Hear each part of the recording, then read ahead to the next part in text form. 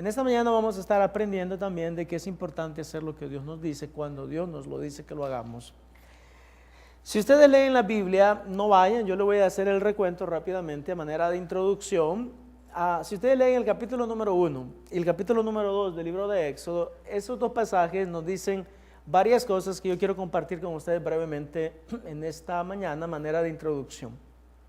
Lo primero que me gustaría compartir con ustedes es que José ya había fallecido cuando los eventos que vamos a narrar suceden. Ya José había muerto y toda la generación contemporánea, todas las personas que entraron en grupo a la tierra de Egipto ya habían fallecido, dice la Biblia, en ese momento.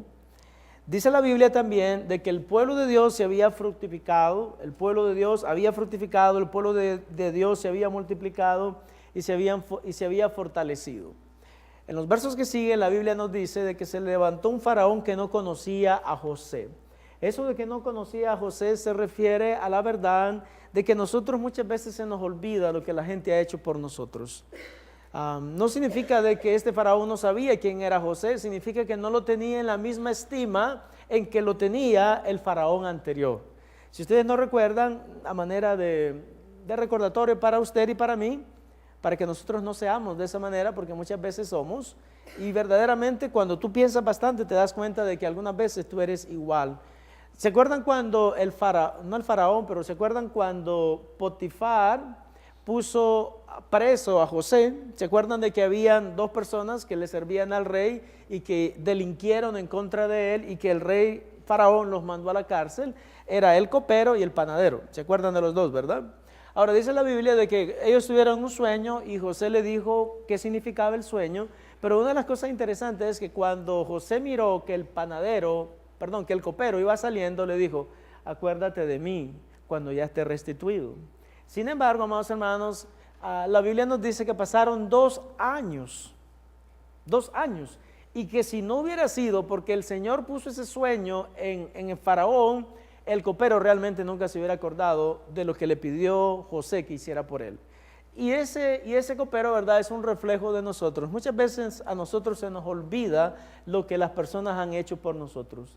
De vez en cuando Dios me trae a mi memoria lo que algunas otras personas han hecho por mí. Y me doy cuenta de que en cierta forma soy mal agradecido, porque es bueno de vez en cuando llamar a alguien y decirle, ¿sabes qué? Te estoy llamando, porque normalmente llamamos a alguien, principalmente si no lo veo muy a menudo, cuando le llamamos solamente es para molestarle. En vez de llamarle una vez y decirle, mira, te estoy llamando esta vez, y la persona de verdad está pensando, ¿qué me irá a pedir? ¿Qué es lo que quiere? Algo quiere, porque no me llama normalmente, así que quiere algo, por eso me está llamando. Pero qué tal de que si tú lo llamas, él le dice, mira, te estoy llamando solamente porque Dios me dijo que te llamara para darte gracias por todo lo que tú hiciste por mí. Eso es todo, no tengo ninguna otra agenda, solamente darte gracias por todo lo que tú hiciste por mí. En el caso de José pasaron 2 años para que el copero se acordara lo que José había hecho por él. Hasta ese momento se acordó lo que lo que José había hecho por él. Pero amados hermanos, dice la Biblia que el pueblo se había multiplicado, el pueblo se había fortalecido, el pueblo realmente estaba creciendo. Se levantó un faraón que no conocía a José, esto es que no reconocía los méritos de José. Y dice la Biblia que el faraón nuevo fraguó el mal contra el pueblo de Dios. De 2 maneras. Número 1, sometiéndolo a servidumbre. Y número 2, atentando contra sus vidas. Le dijo básicamente el faraón a todas las personas que vivían en Israel, si nace una niña, entonces la niña vive. Si es un niño, entonces échenlo al río que se lo coman los cocodrilos. Y pareciera que estoy bromeando, pero es verdad. Esa fue la orden que dio Faraón, todos los niños échenlo al río para que se los coman los cocodrilos. Ustedes saben el resto de la historia. Dice la Biblia que la madre de Moisés, Jocabed, tomó al niño y lo tuvo escondido por varios meses. Cuando ya el niño estaba creciendo, ya no se podía seguir escondiendo. Como ustedes saben, lo puso en una cesta y lo puso en el río, y obviamente Dios estaba con Moisés. Dios lo llevó a donde la hija de Faraón se llegaba a bañar, y ustedes saben el resto de la historia. Lo recogió, lo llevó, lo prohijó, y dice la Biblia que 40 años más tarde, la vida de Moisés se divide en 3 partes: 40 años en Egipto, 40 años con Jetro y 40 años en el desierto lidiando con un pueblo rebelde y contradictor, 120 años y Moisés murió. Pero a los 40 años dice la Biblia que él sale del palacio y se va y anda viendo todo cómo están las cosas en el reino. Y dice la Biblia de que un egipcio estaba maltratando a un judío. Entonces Moisés sentía por su pueblo y se alzó en contra del egipcio y lo mató, dice la Biblia. Y que otro día salió y miró de que dos judíos estaban peleando. Y que Moisés le dijo, ustedes son hermanos, ¿por qué están peleando? Entonces uno de los judíos le dijo, ¿y qué crees tú? ¿Quién te ha puesto como juez sobre nosotros? ¿Acaso me vas a matar como mataste al egipcio? Entonces dice la Biblia, Moisés se dio cuenta de que todo el mundo ya se había dado cuenta de que él había matado al egipcio y salió huyendo porque el rey de Egipto dijo, el faraón dijo, yo voy a matar a Moisés. Ese es el trasfondo de donde vamos a empezar a estudiar hoy. Moisés sale de 40 años de Egipto, está 40 años con Jetro, su suegro, y ahora vamos a comenzar. Ya Moisés en este momento es un hombre de una edad bastante avanzada. Obviamente que en aquel tiempo, ¿verdad? Tal vez la manera que yo lo veo, 40 eran 20. ¿Sí están conmigo? 40 eran 20, 80 eran 40 y 120 eran 60. Si lo queremos mirar de esa manera. Así que cuando hablamos de Moisés de 80 años, no crea que era algún viejito decrépito, ¿verdad? De que ya no podía hacer nada, de que no podía hacer absolutamente nada, que necesitaba un bastón para caminar. No estamos hablando de ese tipo de persona. Piensen en una persona de 40, fuerte, guapo, inteligente, así como yo.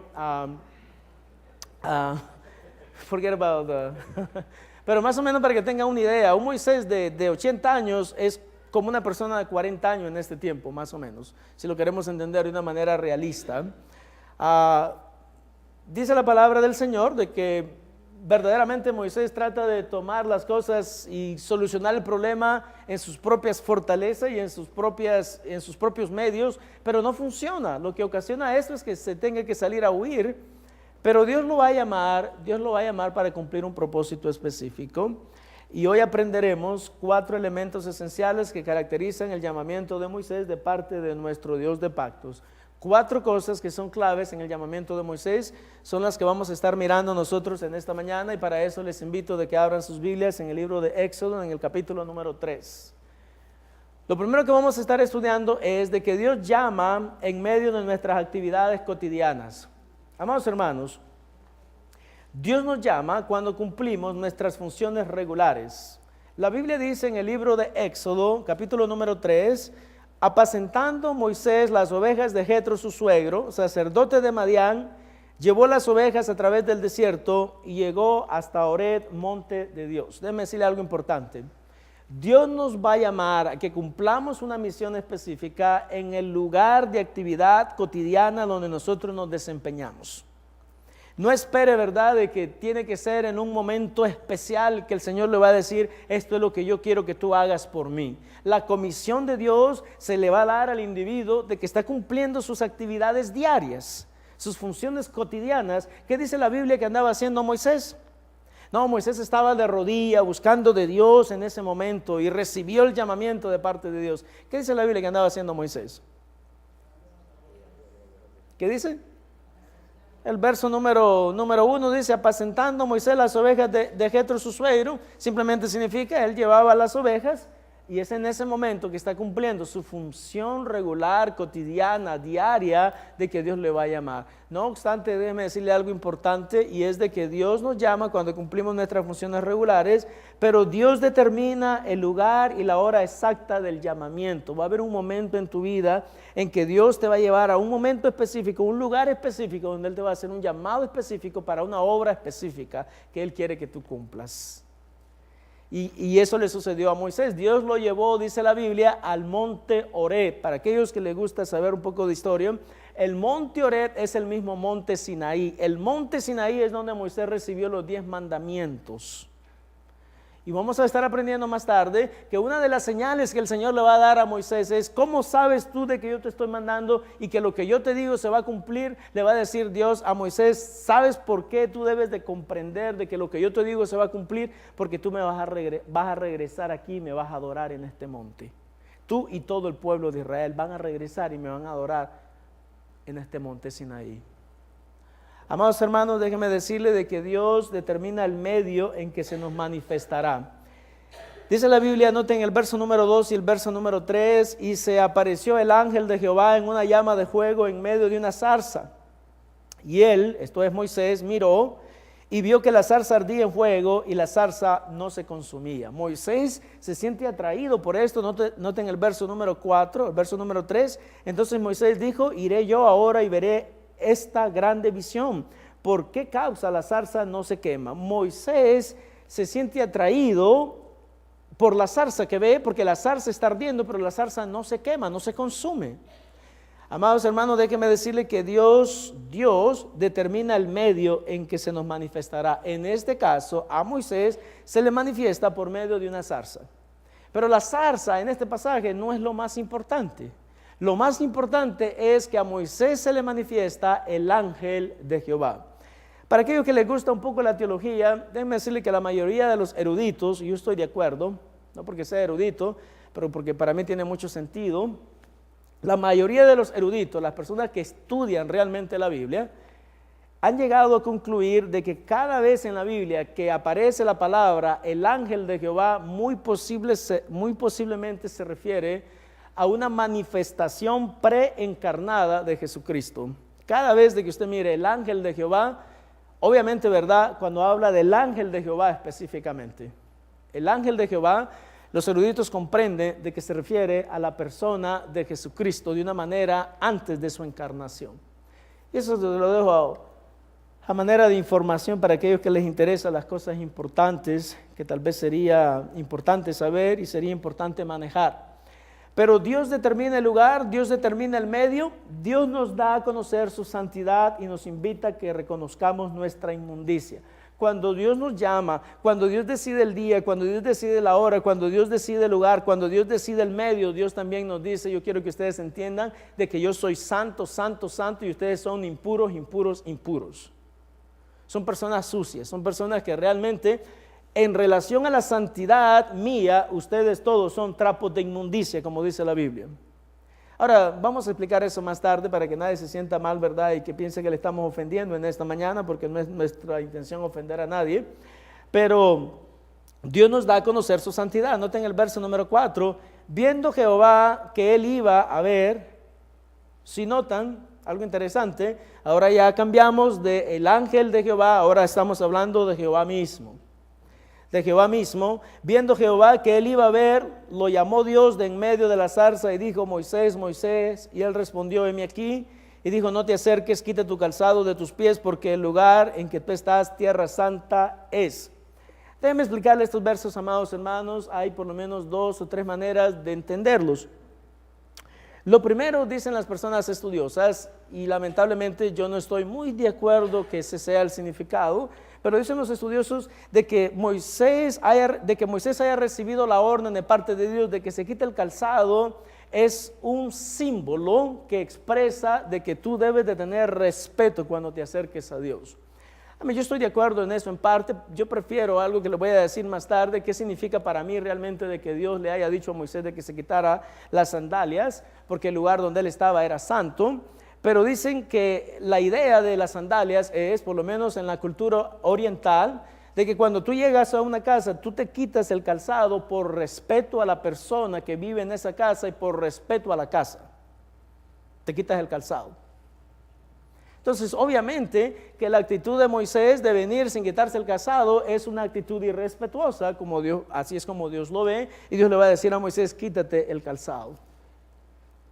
Personalmente, de acuerdo al contexto, yo pienso que la manera más correcta de interpretarlo, por lo menos para mí, ¿verdad? Si usted no está de acuerdo, gloria a Dios, que el Señor lo libre del error, y me libre a mí del error, pero una cosa que yo veo es que el Señor para mí lo que le está diciendo a Moisés, quítate tu calzado, porque para mí, y esto es mi interpretación individual, personal, el calzado representa la inmundicia de Moisés, la suciedad de Moisés. Entonces Dios nos dice a nosotros, cuando mi presencia está presente, cuando la gloria de Dios se manifiesta, yo todo lo santifico. Y tú no puedes venir a mí de una manera inmunda. Si tú quieres realmente venir a ser mi siervo, venir a ser mi servidor, mi sierva, entonces tú vas a tener que dejar la inmundicia. Por eso las sandalias para mí representan la inmundicia de Moisés, la suciedad, el pecado de Moisés. Ahora estábamos pensando, algunos hermanos, y decimos, pero pastor, ¿usted sabe lo que son los guaraches? ¿Sí saben lo que son los guaraches? Las personas de México saben lo que son los guaraches. Las personas de Centroamérica saben lo que son las chinelas. ¿Sí? Cuba saben los cubanos lo que son las chinelas, las chancletas. Verdaderamente yo estaba pensando después de que Dios me dijo, verdad, yo creo que significa inmundicia, pero ustedes se han dado cuenta de que si tú te pones guaraches, si tú te pones sandalias, si tú te pones chancletas, si tú te pones chinelas, si tú te pones esas cosas, ¿qué va a suceder? También los pies se te ensucian, siempre se te ensucian. Entonces para mí verdaderamente lo que el Señor le estaba diciendo a Moisés, mira, te tengo que explicar, primeramente tú tienes que reconocer que hay inmundicia en tu vida y lo tienes que dejar. No obstante, tu inmundicia todavía va a estar presente en tu vida cuando tú te acerques a mí, pero simbólicamente tú debes de estar dispuesto a dejarla, porque yo creo, amados hermanos, que la Biblia es clara en decir de que sin santidad nadie verá al Señor. Lamentablemente vivimos en un mundo, ¿verdad?, donde pareciera que todo es permisible, donde pareciera de que todas las cosas son lícitas delante del Señor, pero yo creo de que Dios no ha cambiado, Dios sigue siendo el mismo y Dios nos dice, yo soy santo, ustedes no. Y debemos de entender de que la santidad significa de que yo entiendo de que Dios es el único que me puede a mí dar los elementos y los cambios y las transformaciones necesarias que yo necesito en mi vida para poder servirle a Él. El Señor le dice a Moisés, quítate el calzado, quítate las sandalias, porque el lugar donde tú estás es santo. Ahora bien, déjenme explicarle algo, amados hermanos, que debemos de comprender todos. El apóstol Pablo, en el libro de 1 Corintios, dice él, de que él era judío de judío. Su descendencia era hebrea, estudiados a los pies de Gamaliel. De profesión fariseo, perseguidor de la iglesia. Sin embargo, dice él, de que todas esas cosas que él había logrado humanamente delante de Dios y de acuerdo a como él los veía, eran basura para él. Y déjeme decirle, amados hermanos, de que realmente, como dice el libro de Isaías, cuando tú te das cuenta de la santidad de Dios, aún la persona que se cree más santa, dice la Biblia, es trapo de inmundicia delante de Dios. Tu justicia más justa, valga la redundancia, tu justicia más justa, tu santidad más santificada es inmundicia delante de Dios, son trapos sucios delante de la santidad de Dios. Ahora bien, déjenme decirle algo que me gustaría explicar, ¿verdad? Para que nadie se vaya aquí con una idea errónea de lo que yo estoy diciendo. Yo creo verdaderamente de que delante de Dios nosotros no somos trapos sucios, como dice alguna gente ignorante. Delante de Dios nosotros tenemos gran valor. Delante de Dios nosotros realmente valemos mucho. No somos cualquier cosa. Como algunas personas podrían decir, lo que sucede es esto, y es que comparado con la santidad de Dios, comparada con el conocimiento de Dios, comparado con la grandeza de Dios, si usted la compara con las cosas que usted puede compararlas humanamente posible, de tus habilidades, de tu conocimiento, de las habilidades y los talentos que tú tienes, comparado con la santidad de Dios, el conocimiento de Dios y la grandeza de Dios, todo eso es basura. Eso es lo que debemos de entender. Pero no significa que yo soy basura. No significa que a Dios no le interese de que yo me prepare, de que yo estudie, de que me proyecte hacia el futuro, de que trate de buscar cómo salir adelante. Nada de eso tiene que ver con la realidad de que Dios es santo, santo, santo y yo soy impuro, impuro, impuro. Y Moisés, en cierta manera, Dios le da a entender de que él es un hombre que es impuro. Pero Dios también le recuerda a Moisés de que él es un Dios de pactos. Noten el verso número 6, dice la Biblia, y dijo, yo soy el Dios de tu padre, Dios de Abraham, Dios de Isaac y Dios de Jacob. Entonces Moisés cubrió su rostro porque tuvo miedo de mirar a Dios. Cuando Dios le dice a Moisés, yo soy el Dios de pactos, yo soy el Dios de tus padres, en ese momento Moisés empieza a tener temor, porque la gloria de Dios ha llenado el lugar. Él recuerda ahora y entiende ahora que la persona que le está hablando, el Dios que le está hablando en este momento, no es uno de los dioses mudos que tienen los egipcios, es el Dios y único Dios verdadero que vive y reina por los siglos de los siglos. Y en ese momento, entonces Moisés siente temor de la presencia de Dios, que para serles honesto es lo menos que nosotros podemos sentir. El punto número 2 en esta mañana es este, y es de que Dios nos llama para cumplir una comisión específica. Dios desea usar a Moisés como un instrumento para liberar a su pueblo. ¿Por qué no van conmigo a Éxodo capítulo 3, verso número 7? Dijo luego Jehová: bien he visto la aflicción de mi pueblo que está en Egipto, y he oído su clamor a causa de sus exactores, pues he conocido sus angustias, y he descendido para librarlos de manos de los egipcios, y sacarlos de aquella tierra, una tierra buena y ancha, tierra que fluye leche y miel, a los lugares del cananeo, del eteo, del amorreo, del fereceo, del jebeo y del jebeseo. El clamor pues de los hijos de Israel ha venido delante de mí, y también he visto la opresión con que los egipcios los oprimen. Ven por tanto ahora, y te enviaré a Faraón para que saques de Egipto a mi pueblo, los hijos de Israel. Amados hermanos, déjenme decirle algo de que encontramos en este pasaje. Yo no sé si usted sabe, pero habían pasado aproximadamente 400 años de que el pueblo estuvo en la tierra de Egipto.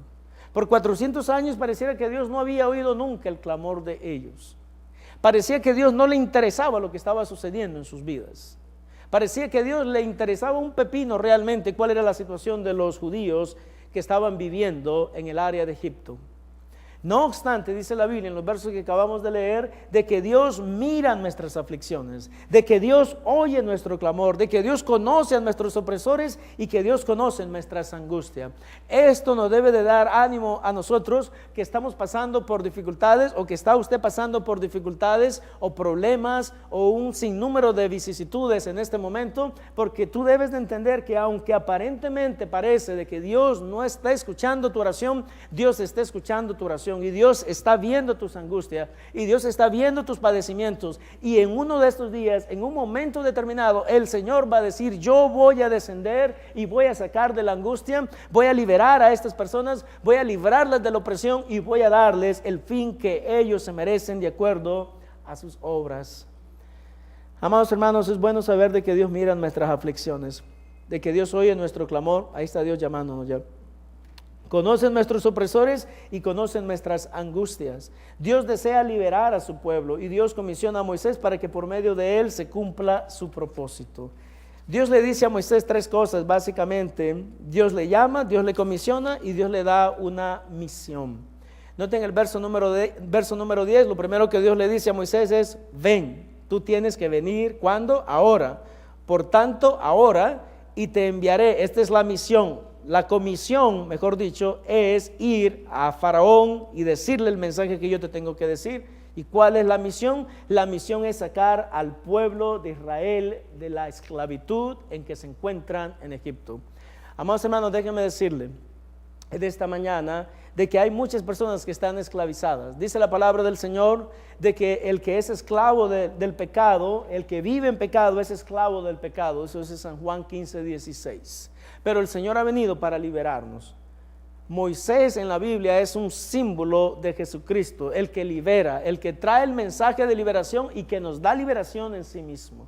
Las personas que viven en pecado viven atados al pecado, viven sujetos al pecado, no pueden vivir una vida libre. Pero cuando tú vienes a Jesucristo, que es el único libertador, porque así dice la Biblia, que si el Hijo os libertare, seréis verdaderamente libres y conoceréis la verdad, y la verdad os hará libres. Jesucristo es el único que puede liberarnos de la opresión del pecado, nos puede liberar de la opresión de la vida, nos puede liberar de las tensiones que el mundo nos pone, porque Él nos dice en su palabra que en el mundo vamos a tener aflicciones, pero que confiemos porque Él ha vencido al mundo. Jesucristo es el único que en la Biblia nos dice: ustedes realmente, yo no sé por qué están cargados y por qué están agotados y por qué están estresados, si yo ya les dije que vengan a mí y que pueden descansar en mí, que traigan sus cargas y que las dejen, porque yo voy a llevar sus cargas. Amados hermanos, déjenme decirle que las personas que en este mundo viven estresados es realmente porque todavía no han aprendido a confiar en el Señor. Porque si tú confías en el Señor, tienes que creer lo que Él te dice es verdad. Y lo que el Señor nos dice es: vengan a mí todos los que estén trabajados y cargados, que yo os haré descansar. Vengan a mí todos los que estén trabajados y cargados, que yo os haré descansar. Lleven mi carga, porque mi carga es fácil y mi carga es ligera. Mi yugo no los va a hacer de que vayan cargados todo el tiempo. Amados hermanos, en esta mañana me gustaría dejar el mensaje en sus corazones y en sus mentes, y es de que tú no tienes que seguir viviendo cargado. En este día tú puedes dejar tus cargas en el Señor. Ahora déjame explicarte algo, ¿verdad? Para que lo entendamos, porque si no, yo soy de las personas que creo de que siempre una moneda tiene dos caras. Todas las monedas tienen dos caras. Y déjame decirte en esta mañana qué significa realmente de que el Señor se va a hacer cargo de ti. Lo que va a suceder es, si tú lo haces, si tú pasas y le dices al Señor, Señor, a partir de este momento yo dejo mis cargas sobre ti, lo que va a suceder es que el Señor te va a liberar de la carga. Tú ya no lo vas a tener que seguir cargando. Eso no significa que tu problema se va a terminar inmediatamente. No, eso no significa que tus problemas van a dejar de existir en ese mismo momento. A mí no es cuestión de ser una sana colita de rana. A mí, así no es como Dios funciona. Dios funciona de tal manera de que me dice, mira, tú estás enfrentando esta situación, pero la vas a tener que enfrentar como hombre, como mujer. La vas a tener que enfrentar con tus fuerzas, en el sentido de que tú vas a confiar en mí y vas a creer de que yo quiero lo mejor para ti. ¿Tú crees que yo quiero lo mejor para ti? Entonces, si tú crees que yo quiero lo mejor para ti, deja tus cargas conmigo y yo me voy a encargar del resto. Algunas de las cosas que van a suceder no te van a gustar, pero si usted permite que Dios obre, usted se va a dar cuenta de que Dios obra con poder y gran gloria. Lo que pasa es que nosotros siempre estamos viviendo una contrariedad. Y siempre estamos pensando, ¿qué es lo que debo de hacer? Lo que tú debes de hacer es venir delante de Dios y decirle, Señor, aquí está mi situación. Pero ¿qué es lo mejor? Lo mejor es venir delante de Dios y decirle, Señor, tú hazte cargo de la situación. Y dame a mí la valentía para hacer todo lo que tú me digas. Si tú me dices que yo lo debo de hacer, yo lo hago. Pero no cuestionar al Señor, porque muchas veces nosotros lo primero que hacemos, oh no, pero eso no me gusta. Eso se oye bien, pero no, porque no me gusta. O porque se va a ofender esta persona, o porque se va a molestar esta persona, o porque no le va a gustar a mi hijo, o porque no le va a gustar a mi esposa. ¿Y a ti qué te interesa eso? Lo que te interesa y debe de interesarte es lo que Dios te está diciendo, porque si Dios te lo está diciendo, de acuerdo a la última vez que yo verifiqué, y lo vamos a ver en los próximos minutos, la última vez que yo verifiqué en la Biblia, Dios es omnipresente, Dios es omnipotente, Dios es omnisciente. Y Dios tiene presciencia. No presencia, pero presciencia. Eso significa que Dios sabe lo que va a suceder hoy, lo que va a suceder mañana, lo que va a suceder en 1000 años, en 10,000 años. Dios ya lo sabe todas las cosas. Por lo tanto, si Dios me dice a mí de que yo debo de hacer algo hoy, no debo tener la menor duda, porque Él sabe exactamente qué es lo que va a suceder en los próximos 10,000 años, en los próximos 100,000 años. Lamentablemente muchos de nosotros no vivimos, y toda la vida que vivimos en este mundo la vivimos sin razón, porque solo vivimos para las preocupaciones que la vida nos presenta. Y tú no vives de esa manera. La persona que solamente vive para las preocupaciones es una persona que no vive. No estás viviendo realmente. Y es necesario de que te arrepientas, porque si eres cristiano, la Biblia nos dice de que nosotros los cristianos no podemos vivir de esa manera. Tú estás en pecado si vives una vida de preocupaciones todo el tiempo. Ahora, nuevamente, tiro la moneda y le doy la vuelta y la miro por el otro lado. La vamos a ver por el otro lado. Cuando yo digo que no se preocupe, no significa que usted no debe de hacer algo. Significa que tú debes de hacer algo, pero sin preocuparte. Haz lo que tienes que hacer. Habla con el que tienes que hablar. Di lo que tienes que decir. Y vas a ver que tu vida cambia, vas a ver que tu mente cambia, vas a ver de que tu situación cambia. Tú vas a ser diferente, tú vas a tener gozo, tú vas a tener paz, tú vas a tener alegría en tu corazón y en tu mente. ¿Por qué? Porque estás haciendo lo correcto. Es posible que el hacer lo correcto pareciera lo incorrecto, pero si lo correcto es lo que Dios nos está diciendo que hagamos, entonces no tengas miedo de hacer lo que Dios te dice. Lo que Dios te dice, eso es lo que debes de hacer. No, pero no le va a gustar a mi papá, no hay ningún problema. Tu papá después va a entender porque Dios le va a explicar a él. Pero no le va a gustar a mi mamá. Si es de Dios, entonces tú lo haces. Y lo demás que no te preocupe. Porque la Biblia nos dice que aunque nuestro padre y nuestra madre nos deje, con todo Jehová nos recogerá. Y Dios está por sobre mi padre, Dios está por sobre mi madre, Dios está por sobre mis hijos, Dios está por sobre mi cónyuge, Dios está por sobre todas las cosas. Y al único que yo le debo de obediencia total, al único que le debo obediencia total es a Dios. No es a mi esposa. No son a mis hijos. Hermanos, déjenme decirles de que las cosas van a cambiar cuando nosotros empecemos a vivir de esa manera. Es lo que la Biblia llama vivir de una manera confiada en el Señor. Que vivo para agradar a Dios y vivo para hacer lo que el Señor me dice. Nuestras excusas no pueden revocar nuestro llamamiento. Yo sé que tú estás pensando en este momento, hoy mismo estás pensando mientras yo estoy hablando, no, pero es que si yo hago esto, realmente yo no creo que funcione.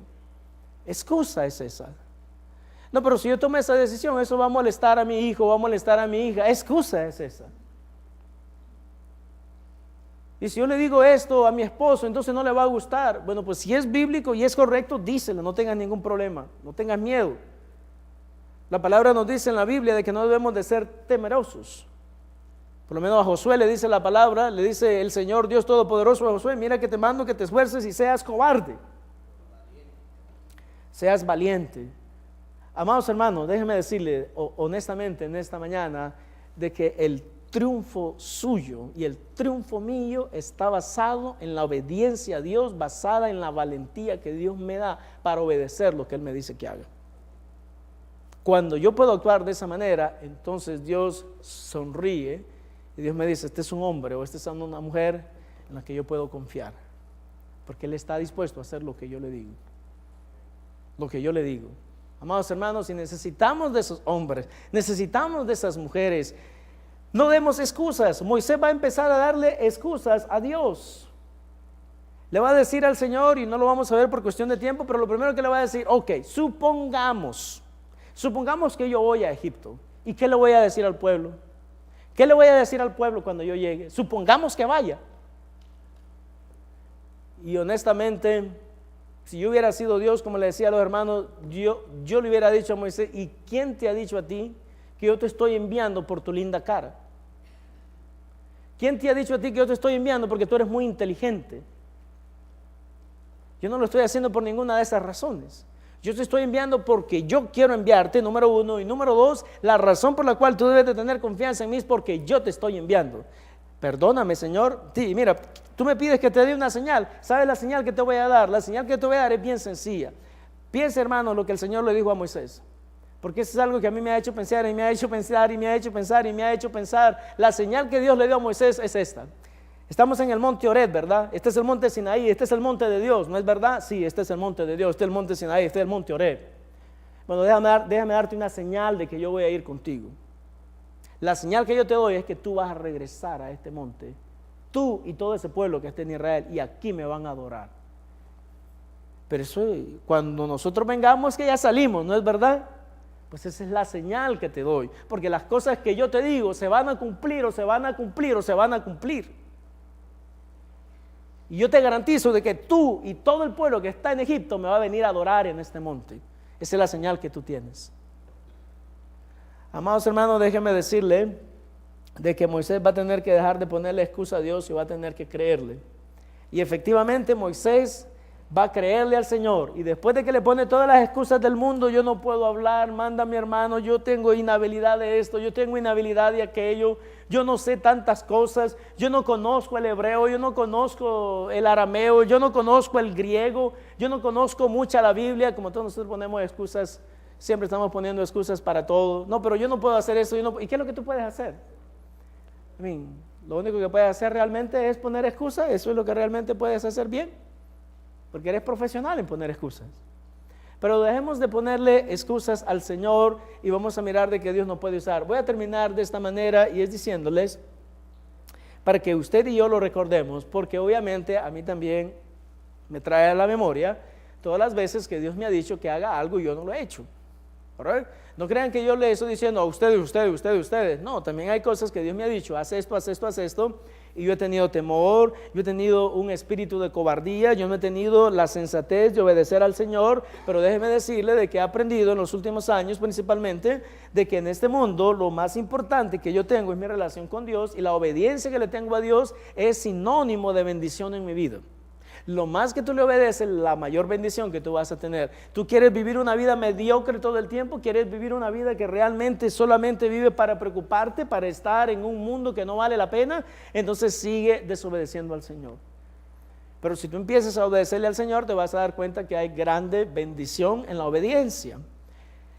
Y es esto, amados hermanos, y es el que nos llama. Este es el punto número 4. El que nos llama es Dios Todopoderoso.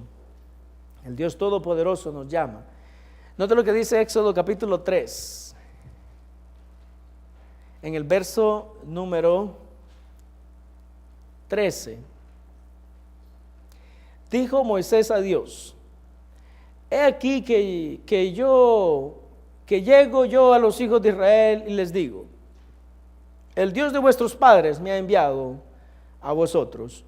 Si ellos me preguntaren cuál es su nombre, ¿qué les responderé?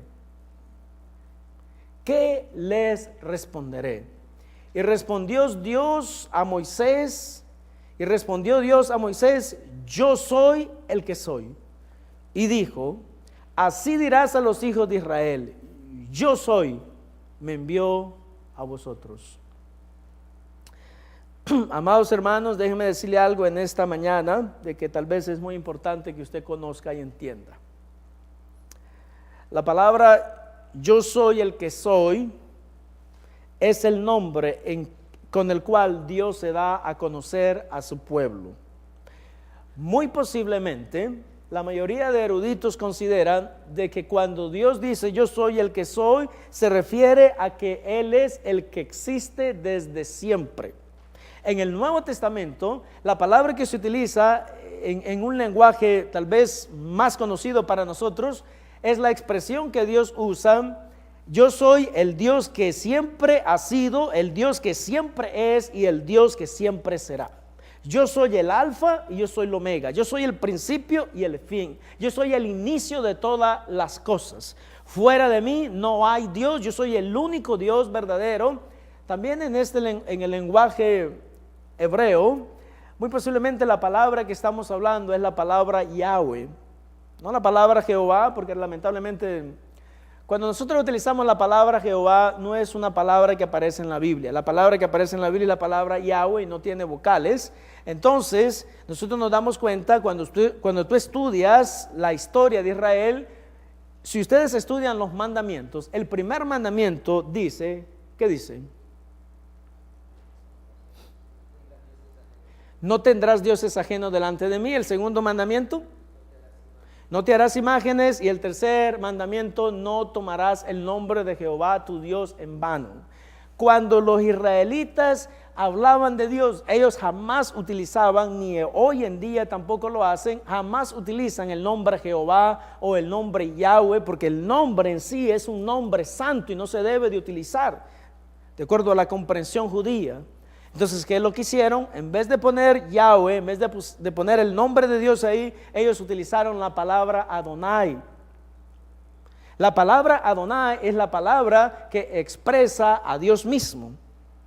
La palabra Adonai en el lenguaje inglés la han traducido como la palabra Señor, the Lord. Eso significa Adonai. Por eso en la Biblia en inglés usted va a ver muchas veces que cada vez de que aparece el nombre de Jehová, ellos sustituyen el nombre de Jehová por el nombre el Señor.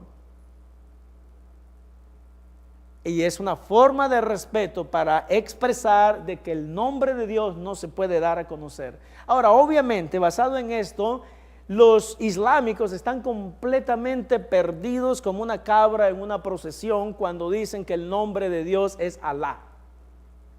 Porque el nombre de Dios no es Alá. El nombre de Dios es Yahweh. Y con ese nombre, dice la Biblia, es el único nombre que Dios se ha dado a conocer. Porque la palabra lo único que significa es el Dios. ¿El Dios de qué? Eso no es un nombre que identifique a Dios. Por eso Mohammed obviamente está en lo correcto. Y obviamente todas las religiones que creen algo diferente a lo que nosotros los cristianos judaicos y los judaicos cristianos creemos. Jehová es el único Dios verdadero. Su nombre es Yahweh y es el Dios que ha sido, el Dios que es, el Dios que será, el Dios de la eternidad. Y le dice Dios a Moisés: ve y diles que Yahweh, diles que I am who I am, que yo soy el que soy, te ha enviado. Dile que el Dios único te ha enviado. Eso dile, ese es mi nombre. El Dios único y verdadero, que no hay fuera de Él quien pueda salvar, solamente Él. El Dios que se sienta en la reunión de los dioses, entre comillas y con minúscula, para juzgarlos, porque es el único Dios verdadero. Es el único Dios verdadero. Diles que ese Dios es el que te está enviando. Y amados hermanos, déjenme decirle para concluir, de que específicamente el Dios verdadero tiene el poder, la autoridad y el dominio para liberarnos de donde nosotros nos encontremos. El pueblo de Dios salió de Egipto, pero salió triunfante. Si ustedes siguen leyendo la Biblia, dice la Biblia, cuando ustedes salgan de Egipto, ustedes no van a salir avergonzados, ustedes van a salir triunfantes, ustedes van a salir realmente que la gente les va a decir, toma este vestido, toma esta cadena, toma esta pulsera, toma esta alhaja, porque yo quiero que tú te vayas. Esa es la manera que van a salir en victoria. ¿Y cómo sale el pueblo de Israel, amados hermanos? Exactamente de esa manera. Y la próxima semana vamos a estar estudiando acerca de la Pascua judía, porque la Pascua judía es básicamente la manifestación del poder de Dios y de la realidad de que Dios tiene un pueblo que se llama Israel y Dios tiene una iglesia que es la iglesia de Jesucristo y que Dios se manifiesta con poder entre su pueblo y en su iglesia. Y todos nosotros debemos de entenderlo. Nuestro Dios es un Dios de poder y es un Dios que se manifiesta por medio de obras maravillosas y especiales.